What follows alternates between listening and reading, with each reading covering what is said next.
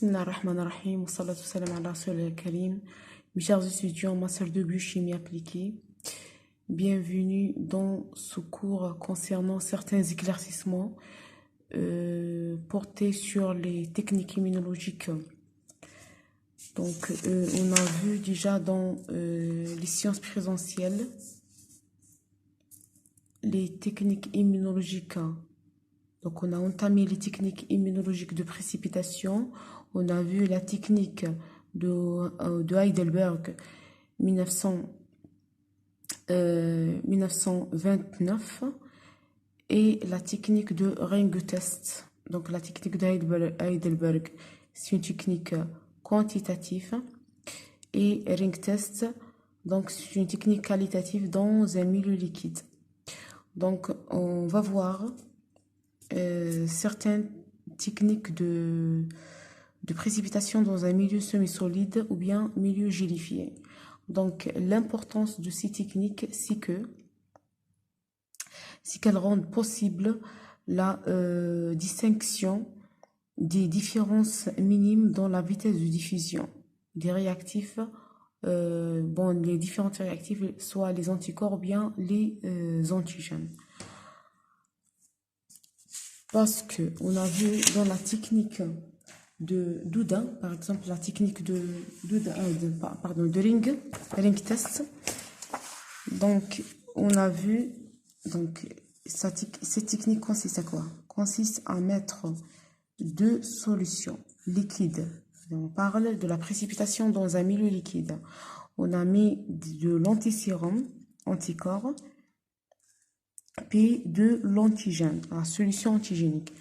Donc, on a dit c'est que ces deux réactifs sont superposés et non pas mélangés. Après un certain temps il y avait, ça c'est l'anticorps en bleu, et ça c'est l'antigène. Après un certain temps, il y avait la diffusion de l'antigène vers l'anticorps et de l'anticorps vers l'antigène. Donc, ça se passe comment? Donc, il y avait cette diffusion.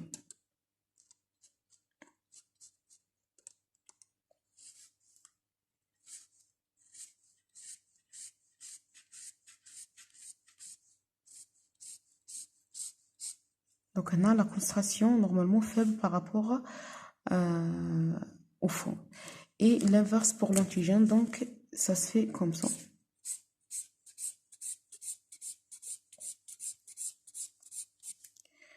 Là où il y a une zone d'équivalence entre la concentration de l'antigène et la concentration de l'anticorps, donc, il y avait la formation d'un réseau visible qui se précipite en formant un anneau de précipitation. C'est un anneau interfacial. Donc, dans cet anneau, il y avait des antigènes et antigènes-anticorps, des systèmes. Donc, même s'il y avait plusieurs systèmes, donc on a dans l'antigène 1, c'est-à-dire la solution n'est pas pure, il est mélangée par plusieurs antigènes. Ici également, on a plusieurs anticorps. Lorsqu'il y avait plusieurs systèmes, antigène 1, anticorps 1, antigène 2, anticorps 2, antigène 3, anticorps 3, donc ces différents systèmes vont diffuser dans un même anneau interfacial. كامل يقسموا ويديرونا comme ça un réseau enchevêtré, c'est-à-dire un mélange. Ça c'est l'inconvénient, c'est-à-dire lorsqu'il y avait plusieurs systèmes antigènes-anticorps, donc l'ensemble se précipite dans une même ligne de précipitation. Donc, la précipitation dans un milieu semi-solide, donc résoudre ce problème. Et dû à quoi, donc cette différence, c'est que donc dans les techniques semi-solides effectuées soit dans un tube ou bien plaque ou bien boîte de pitray. On va voir les différentes techniques. Donc, كامل هاد le gel déposé a le pouvoir de retenir différemment les différentes molécules.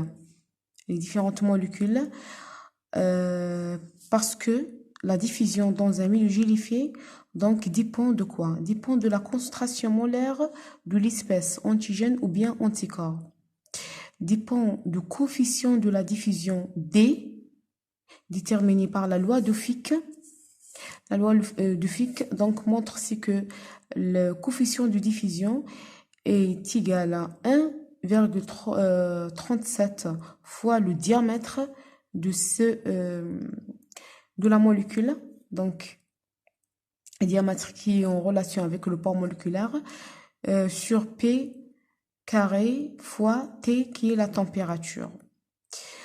Alors, le coefficient de diffusion déjà dépend comment dirais-je, de la masse molaire de la molécule et également de la température. Donc, on détermine c'est que il y avait trois paramètres agissent sur la vitesse de diffusion dans un milieu gélifié. Donc, on a la concentration molaire,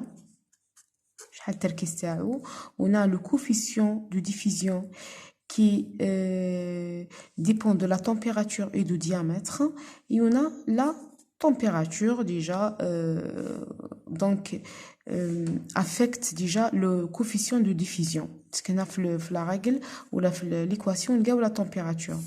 Donc plus la température augmente, plus la diffusion est rapide. Donc bien sûr, lorsqu'on a la température, il y a une agitation, donc il y a une différence ou bien l'espace entre les différentes molécules ou bien résine comment dirais-je, de gel, donc est espacé. Donc il y avait laisse le passage facile des différentes molécules. Donc dans ces techniques, bien sûr, il faut parler un peu de la préparation du gel. Comment on peut préparer le gel pour effectuer la technique. Donc le gel est préparé en mettant 1 à 2 grammes d'agar ou bien d'agarose.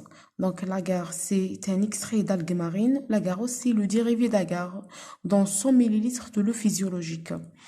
Donc on met l'eau physiologique qui est 9 ou bien 0,9% de la NaCl. Donc on met 0,9 grammes de la NaCl dans 100 ml de l'eau physiologique, bien sûr stérile. Il faut stériliser l'eau. Alors on met ou bien on porte le mélange au chauffage à 90 degrés Celsius et puis on fait le refroidissement. Donc le gel se commence à solidifier à 43 degrés Celsius. Après cette température, donc il faut quand même diminuer cette température afin d'éviter la dénaturation de notre réactif, antigène ou bien anticorps. Donc après avoir refroidi, donc c'est une étape un peu sensible, il faut bien mélanger et homogénéiser le milieu afin d'éviter la formation des grumeaux ou bien des coagulats comme ça. Donc il faut incorporer après soit l'antigène ou bien l'anticorps, mais on incorpore généralement de l'anticorps. Donc on incorpore l'un des réactifs s'il s'agit d'une immunodiffusion simple. Yani, la diffusion concerne un des réactifs, soit l'antigène ou bien l'anticorps. Yani, واحد راح نديرو l'incorporation dans le gel, yani gel يولي مخلط déjà fait un des réactifs, soit l'antigène ou bien l'anticorps. Mais donc en général c'est de l'anticorps incorporé dans avec le gel. Ou bien on laisse le gel vierge, yani sans réactif, s'il s'agit d'une immunodiffusion double. On va voir les différents types de techniques. Donc, on commence par l'immunodiffusion simple. Donc, on a le test d'Houdin, simple en tube. Il y a en tube. Alors, on a le test d'Oudin. Le test d'Oudin a le même principe que le ring test. La différence, c'est que ring dans un milieu liquide, Oudin dans un milieu gélifié. Qu'est-ce qu'on consiste à quoi ce test? Donc, après avoir bien sûr préparé le gel, on prépare le gel et on incorpore l'un des réactifs, soit antigène ou bien anticorps, mais généralement on incorpore de l'anticorps. Donc ça, le gel préparé, bien homogénéisé, on prend des gouttes, c'est-à-dire une goutte de quoi? De la gélose dans un tube, un microtube de 3 mm de diamètre. Donc, c'est un microtube, vous voyez. Et on met une goutte d'abord. Pourquoi on met d'abord une goutte? C'est pour étaler la surface interne du tube ou bien de la paroi. C'est formé comme un enduit. Parce que lorsqu'on met directement le gel, donc on a le tube, lorsqu'on met directement la quantité du gel, donc après un certain temps, donc après la solidification, ou bien après avoir solidifié le gel, il sera le détachement ou le découlement du gel de la paroi, où il y a comme un vide entre le gel et la paroi, de cette façon.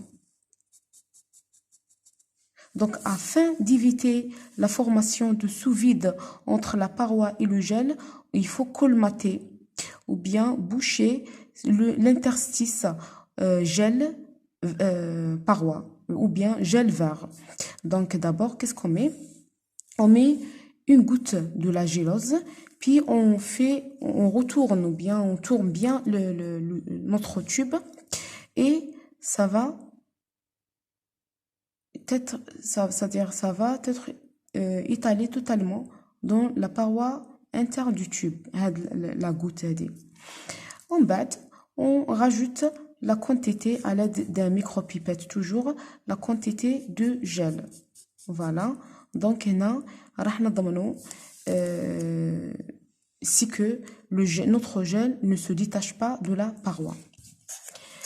Donc, après avoir déposé le gel, on rajoute la solution de l'antigène à la surface. Et on laisse notre tube à incuber. Donc, elle prend un peu de temps, un jour, voire 2 jours, ça dépend de la vitesse de la diffusion de la solution antigénique. Donc, après avoir incubé le milieu réactif, il va y avoir une ligne ou 2 lignes ou bien 3 lignes de précipitation, ça dépend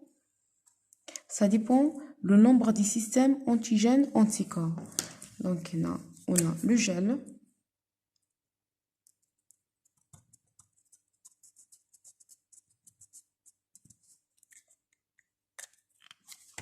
là où il y avait un rencontre antigène anticorps, il y a dans des ondes d'équivalence, bien sûr, il y a la formation des lignes de précipitation. Le nombre des lignes de précipitation dépend du nombre de systèmes antigènes anticorps. Voilà. Alors, s'il y a un antigène dans la solution, une ligne de précipitation. S'il y avait 2 antigènes, 2 lignes de précipitation. S'il y a 3 antigènes, 3 lignes de précipitation, etc. Voilà. Donc, la remarque est écrite ici. Il existe autant de lignes de précipitation que des systèmes antigènes anticorps. Donc, c'est une technique simple, qualitatif, mais porte également certains inconvénients. C'est quoi l'inconvénient? S'il y a, par exemple, un antigène, dans notre solution, il y a un antigène qui porte des épitopes différents. Et on a l'antisérum incorporé dans le gel contient des anticorps contre cet antigène et des anticorps contre cet antigène. Donc, ici, l'ensemble se précipite dans une même ligne de précipitation. Donc, ici, ne donne pas la différence ou bien comment dirais-je, la différence ou bien le nombre des épitopes existants au niveau de l'antigène. Donc, il y a ici deux réseaux, la formation de deux réseaux. Les deux réseaux se précipitent dans une même ligne de précipitation. Donc, on passe à une autre technique, toujours simple, sont des techniques de Monsigny et la technique de Laurel. On commence par la technique de Monsigny ou bien nommée immunodiffusion radiale. L'immunodiffusion radiale effectuée en plaque consiste à quoi? Donc, au niveau d'une plaque,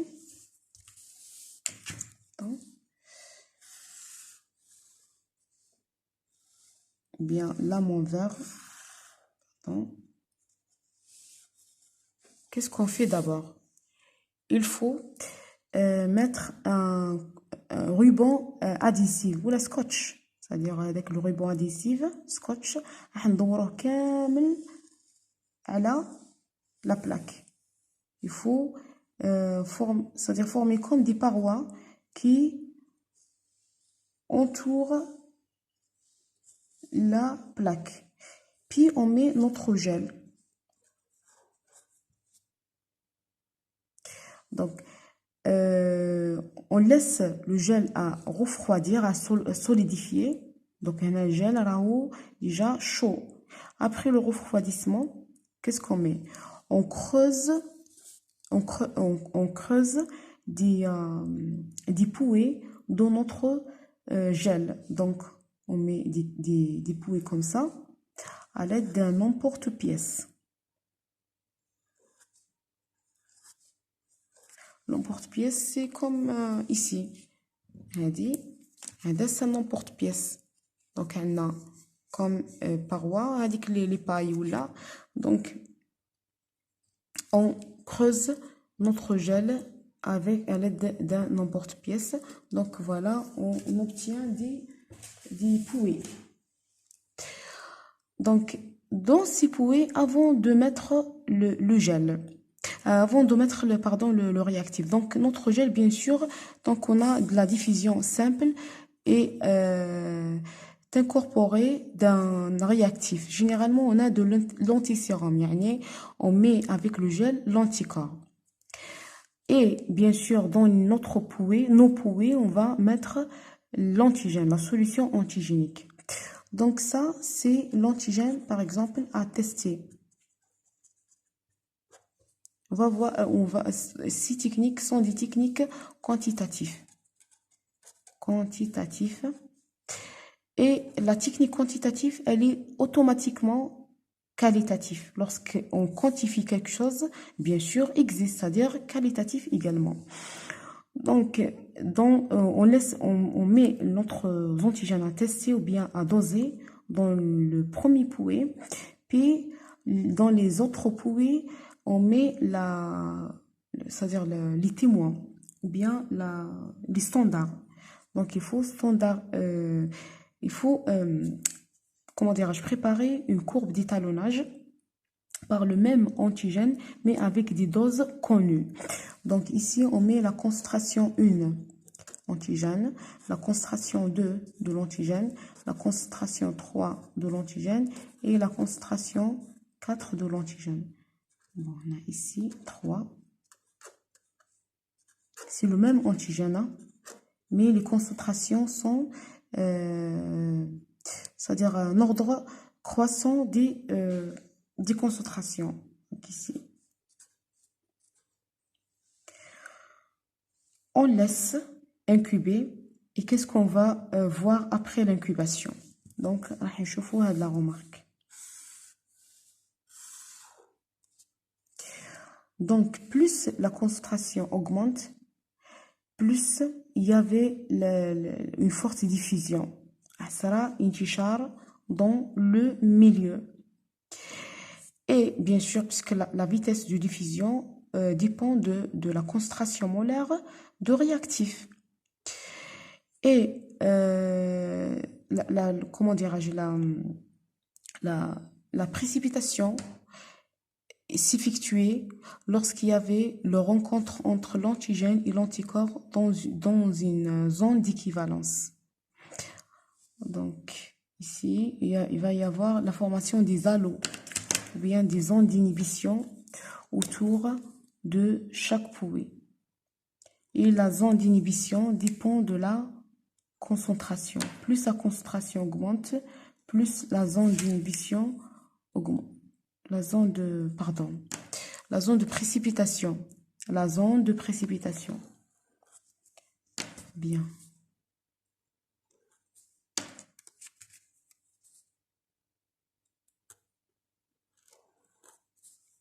Donc, ce sont des zones de précipitation.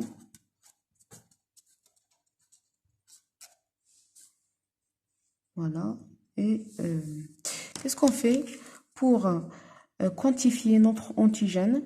Donc, il faut mesurer les diamètres de chaque zone de précipitation, de chaque halo. Comme des halettes autour de chaque bouée. Et qu'est-ce qu'on va faire? Il faut tracer une courbe nommée la courbe d'étalonnage en fonction de la concentration de l'antigène. Donc, diamètre en fonction de la concentration de l'antigène. Et lorsqu'on trace, bien sûr, la courbe, on trouve une courbe tout droite, directement, comme ça, qui avait une relation proportionnelle entre le diamètre et la concentration de l'antigène. Pour déterminer donc la concentration de l'antigène, il fallait simplement faire un prolongement. Donc ici, maintenant, le diamètre égal à 1, ici 2, ici c'est 3 centimètres. C'est beaucoup, donc on met 0,1, 1, 0,2, 1,5. Donc on a 0,5, 1, 1,5. Et la concentration, ou bien le diamètre de l'antigène à tester est égal à 1,2. On fait la projection dans la courbe et on déduit la concentration de l'antigène.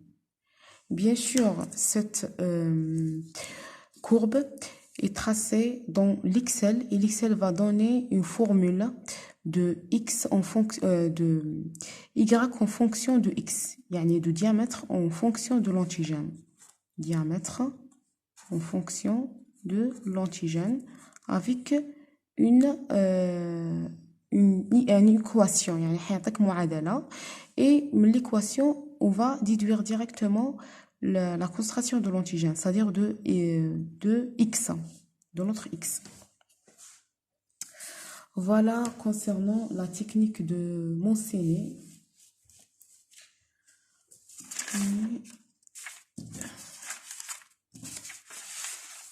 On passe à la technique de Laurel. La technique de Laurel, ou bien nommée électroimmunodiffusion. Consiste à quoi cette technique? Toujours dans des plaques en verre. On met notre scotch ou bien ruban, on délimite toute la plaque, puis on met du gel incorporé avec l'anticorps. Et après avoir creusé des bouées de cette façon, on met l'antigène et on met le standard. Toujours, on a des concentrations croissantes en antigène, même antigène à doser.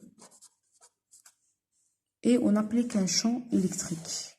On a un champ électrique pour éclaircir, pardon, pour accélérer, pour accélérer la vitesse de la diffusion. Donc après avoir, c'est-à-dire terminer avec cette diffusion, on va y avoir la précipitation en forme de fusée, sawarir. On trouve ça, par exemple, on a ça.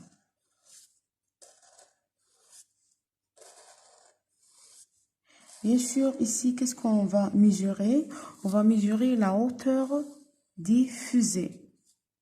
H, la hauteur. Qui est proportionnelle à la concentration de l'antigène.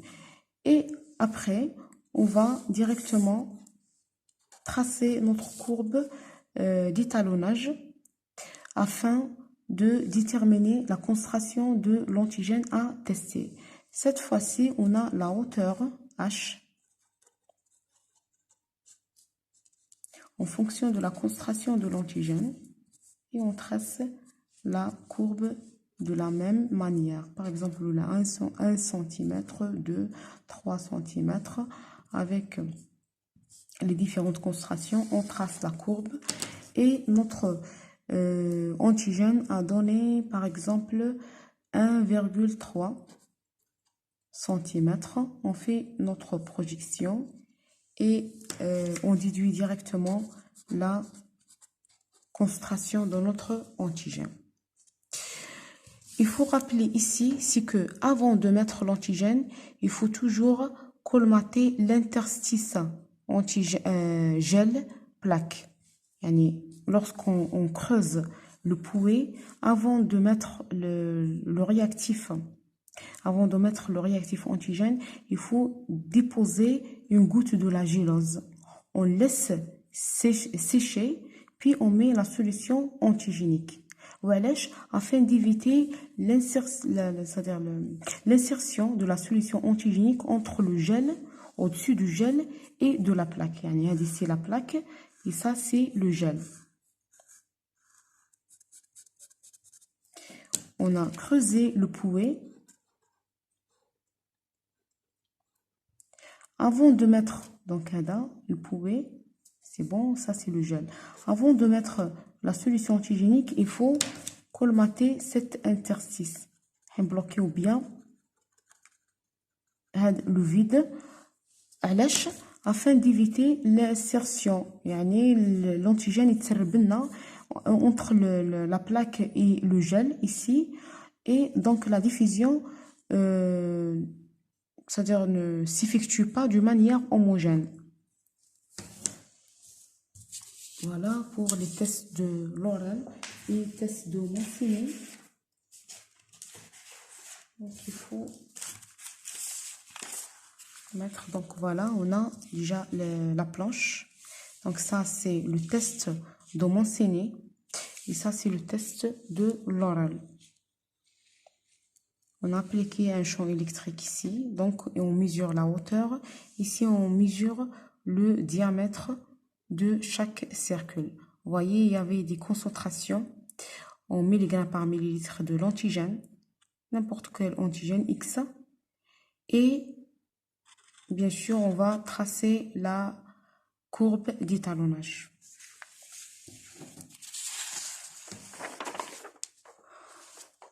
On passe donc à l'immunodiffusion double. On commence par la technique de Chorloni.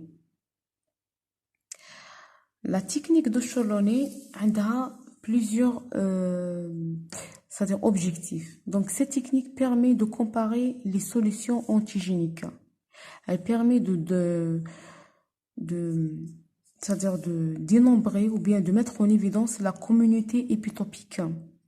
Et elle permet également de compter le nombre des réactions antigènes-anticorps. Donc, la technique consiste à quoi? Soit dans des plaques en verre ou bien dans des boîtes de pétri. Donc, généralement, ce sont des boîtes de pétri qui sont utilisées. On utilise des plaques, donc on creuse des poulies de cette façon. Alors, généralement, ce sont des plaques de pétri. Donc, on met le gel, mais le gel est vierge, sans réactif, à un épaisseur de 5 mm. Même chose pour les techniques de Laurel et de Monsigny. On met notre gel et on creuse des poulies à l'aide d'un emporte-pièce. Donc, on creuse des poulies. Et ces poulies sont agencées de 0,5 à 2 cm l'un de l'autre. On a un espace de 0,5 à 2 cm entre le premier poulie et le deuxième poulie. Avant de mettre les solutions, il faut toujours colmater l'interstice vers gel. On a les différentes étapes. On a dépôt du gel vierge, creusement des poulies à l'aide d'un emporte-pièce, colmatage de l'interstice vers gel, dépôt des solutions antigéniques. Donc, dans le périphérique, les poulies périphériques, on met de l'antigène et de l'antisérum dans le poulie central. On met de l'antisérum.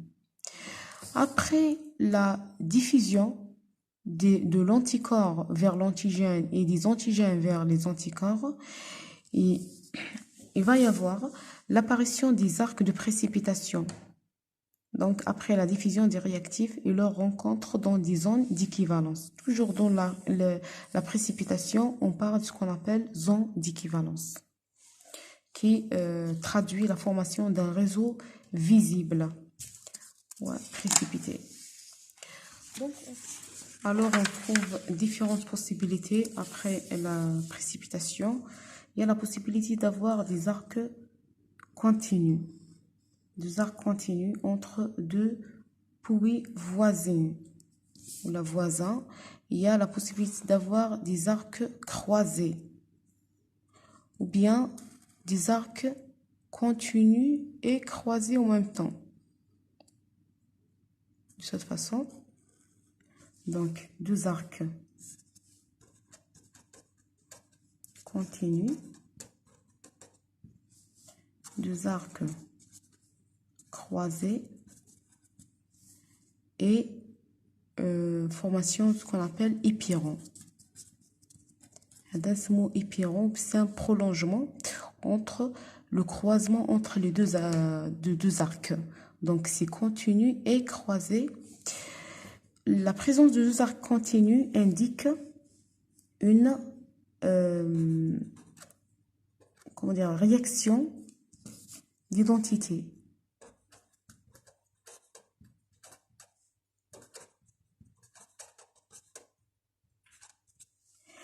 Les deux arcs croisés indiquent réaction de non-identité.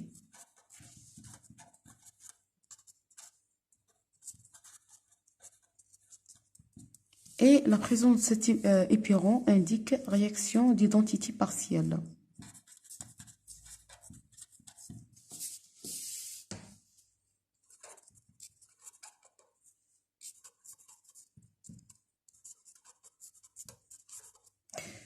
Partielle. Donc, la réaction d'identité indique ce que l'antigène mettait dans ces deux poulies voisins. C'est le même antigène qui est identique. La réaction de non-identité, donc là, on a de l'antigène 1 et de l'antigène 2, sont différents. Alors, dans la réaction d'identité partielle, indique l'existence des épitopes communs. Donc, on a de l'antigène 1 et de l'antigène 2. Et entre l'antigène 1 et l'antigène 2, il y a ce qu'on appelle réaction croisée. Où je mets la réaction croisée, donc ici, c'est une réaction croisée. Attention, il faut faire la distinction entre arc croisé et réaction croisée. Réaction croisée, c'est identité partielle. Il y a une réaction croisée entre l'antigène 1 et l'antigène 2.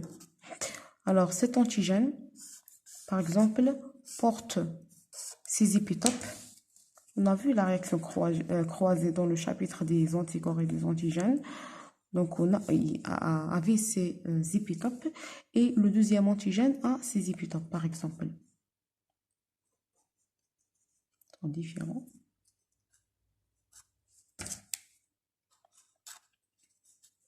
Alors, ça, c'est l'épitope 1, épitope 2, épitope 3. Ici, on a de l'épitope 1. Épitope, par exemple, 4. Et ça, c'est l'épitope 5. Vous voyez, on a l'épitope 1. Il existe dans l'antigène 1 et l'antigène 2. Supposons on a dans le pouet l'antisérum total contre l'antigène 1 et l'antigène 2. Donc, bien sûr, ici, il y avait la formation entre ces différents anticorps et l'antigène 1, une ligne de précipitation, bien qu'il y avait plusieurs anticorps liés. Donc, là, sera une ligne de précipitation. Et ici également, une ligne de précipitation. Mais des anticorps agissent avec l'antigène 1 et l'antigène 2 vont former ce qu'on appelle l'épiron. Donc, je vous donne certaines possibilités de, ou bien comment on peut commenter un disque de Chorlonnet, bien une boîte comme ça. Donc, on met les pouets et je donne ces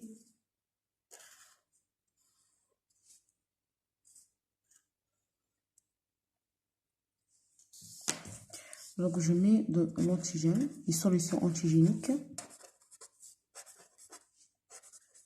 et j'ai un antisérum ici. Je vous donne une deuxième possibilité, un deuxième disque de Chorlonnet.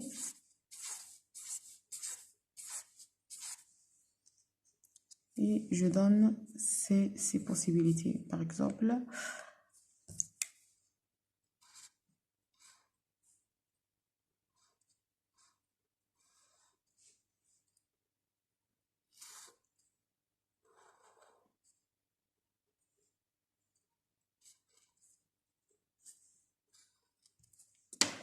antigène et j'ai l'antisérum. Comment je peux interpréter ces deux tests de Chorlonnet? Donc, ici, entre le pouls de l'antisérum et l'antigène, il y a la formation d'un arc. Donc, on a des anticorps contre l'antigène déposé ici. L'antigène 1.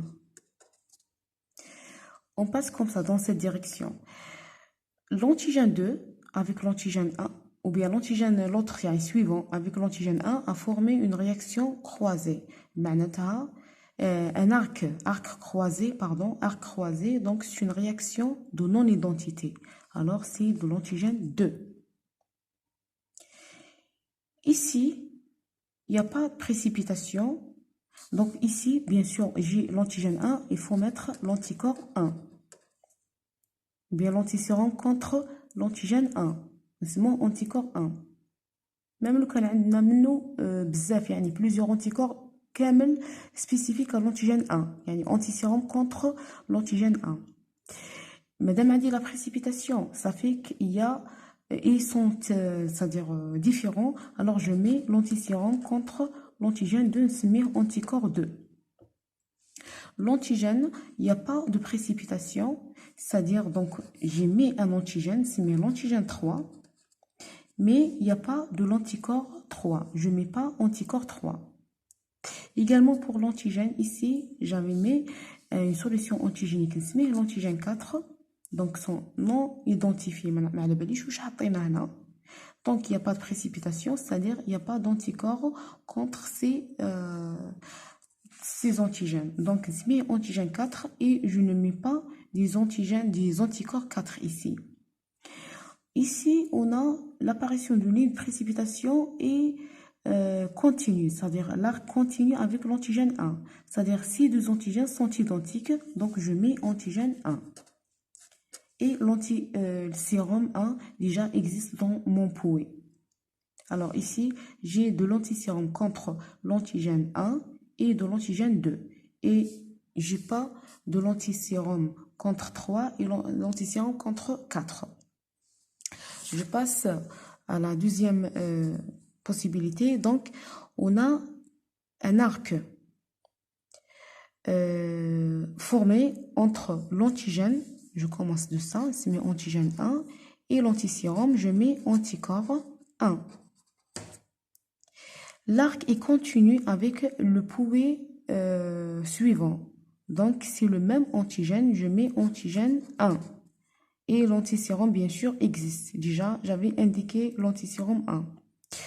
Je passe au pouet suivant. Donc, il n'y a pas de précipitation, c'est-à-dire, donc, bien sûr, n'est pas identique et il n'est pas identifié, mais l'antigène 2. J'ai mis une solution antigénique, mais il n'y a pas de précipitation, donc je ne mets pas l'anticorps 2. Je passe au pouet suivant, il y a une précipitation. Alors, je mets ici antigène 3 et je mets l'anticorps 3. Je passe au pouet suivant. Qu'est-ce que je remarque dans le pouet suivant? Il y a deux lignes de précipitation. Deux. L'une est continue, c'est-à-dire on dit deux arcs. L'un est continu avec l'arc de l'antigène 1. Alors ici, il y a une identité. Et l'autre est croisé avec le... Comment dirais-je donc? Il m'a formé un croisement avec l'antigène 3. Donc là, c'est une non-identité. Ici, il y a un croisement ici, c'est de la non-identité. Alors, l'arc continue ici. Alors, ici, on a de l'antigène 1. Donc, madame خدم un arc continu, معناتها عندي cet antigène. Le deuxième arc n'est pas continu avec cet arc, n'est pas continu avec ça. Oui, n'est pas continu, mais fait un croisement avec l'antigène 3. Donc, c'est maintenant l'antigène 4. Vous savez, il y avait deux antigènes au niveau de ce pouet. L'un est identique, c'est-à-dire c'est le même pour l'antigène 1 que l'antigène 1. Et l'autre, c'est l'antigène 4 parce que on dit déjà 3 ici. Donc, je mets 4 et je mets l'antisérum contre 4, anticorps 4. On passe à la technique d'immunoélectrophorèse dans mes techniques de Graber et William 1953. Donc, cette technique facilite encore l'identification d'un mélange d'antigènes et les antigènes dans cette technique sont de nature protéique. Puisqu'on a de l'immunoélectrophorèse. Donc, l'électrophorèse consiste à la séparation des protéines. Donc, l'identification est effectuée bien sûr à l'aide d'un témoin. Toujours dans l'électrophorèse, on utilise des témoins afin de faciliter c'est-à-dire l'identification d'un mélange de protéines dans des plaques de l'électrophorèse. Donc, on met le gel vierge, sans réactif, ni antigène, ni anticorps. Cette électrophorèse, elle est bidirectionnelle ou bien monodirectionnelle. Donc, je creuse un pouet ici, dans le périphérie, et l'autre pouet en parallèle. Et au centre, je creuse ce qu'on appelle une gouttière. Voilà.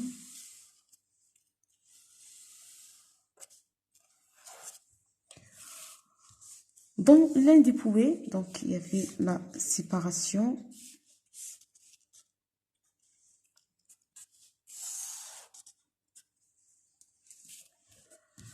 Donc, وقتاش تكون l'électrophorèse bidirectionnelle et quand est-ce que est monodirectionnelle. Bidirectionnelle, donc la migration dépend de la charge électrique de la protéine et de poids moléculaire.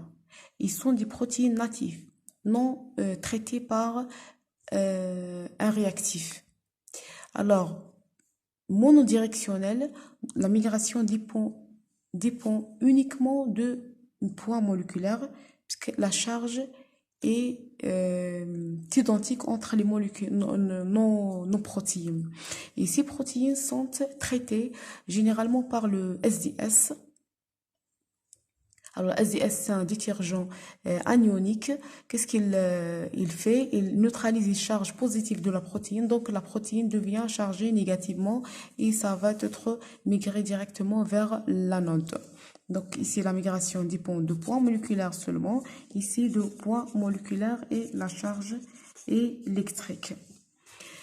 Je creuse deux poids et une gouttière au centre. Même chose ici. Dans la gouttière, je mets de l'antisérum. Et dans les poupées, là, je mets le sérum, par exemple, ou bien le produit à tester. Ici, je mets le sérum témoin.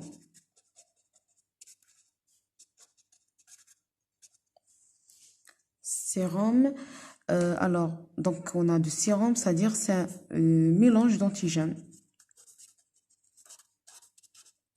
Et je mets de l'antisérum, c'est-à-dire les anticorps spécifiques à cet antigène.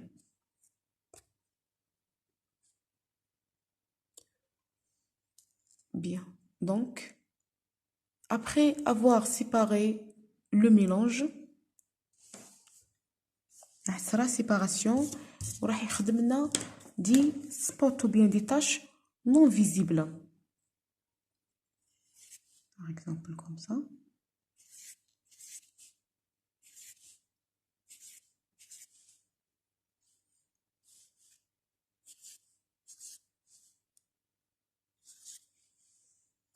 Sont non visibles.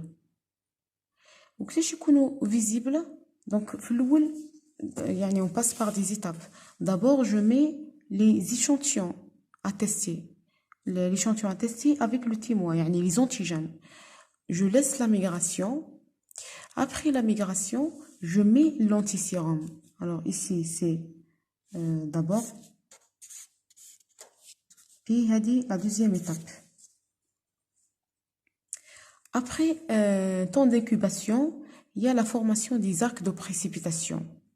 On a des arcs de précipitation là où il y a une rencontre entre l'antigène et l'anticorps dans des zones d'équivalence. Par exemple, comme ça, ici. Donc, في الأول حطيت des taches sont invisibles. شكون اللي يخلي لي نعرف c'est qu'il y avait des taches ici où il y a des protéines migrées, c'est l'apparition des arcs de précipitation. Donc, qu'est-ce que je déduis à partir de cette remarque? C'est que l'antisérum à tester est dépourvu de telle et telle protéine. Donc ici, on a 6 arcs de précipitation. Alors ici, on a uniquement 3 arcs de précipitation. Donc il y a un manque de 3 protéines ici. Également, ce test est effectué pour identifier la pureté d'un produit protéique. Par exemple, la BSA, sérum albumine bovin, etc. Même chose pour la monodirection. Après la migration, je trouve des taches invisibles. Ben, c'est le témoin. Et ça, c'est l'antigène à tester, ou bien sérum testé. Et on a, par exemple, ça. Après avoir mis l'antisérum, donc c'est la première étape. Deuxième, on met de l'antisérum. Puis on a des arcs de précipitation.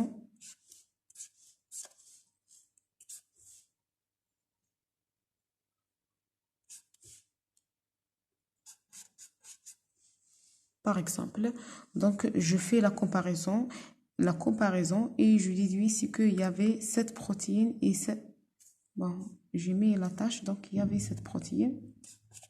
Cette protéine est absente. Voilà, ce test est effectué pour la détermination des amas.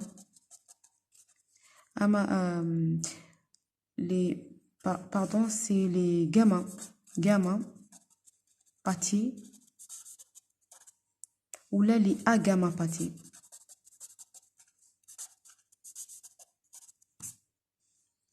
Les gammapathies monoclonales et les agammapathies. Agammapathies, c'est l'absence d'un type des anticorps. Et les gammapathies, c'est la dominance d'un type d'anticorps. Il y avait la dominance de l'IgM dans le sérum ou bien. Donc, ces deux techniques sont... voilà, la technique est effectuée pour également la détermination de ces pathologies. Voilà concernant les techniques de précipitation et merci.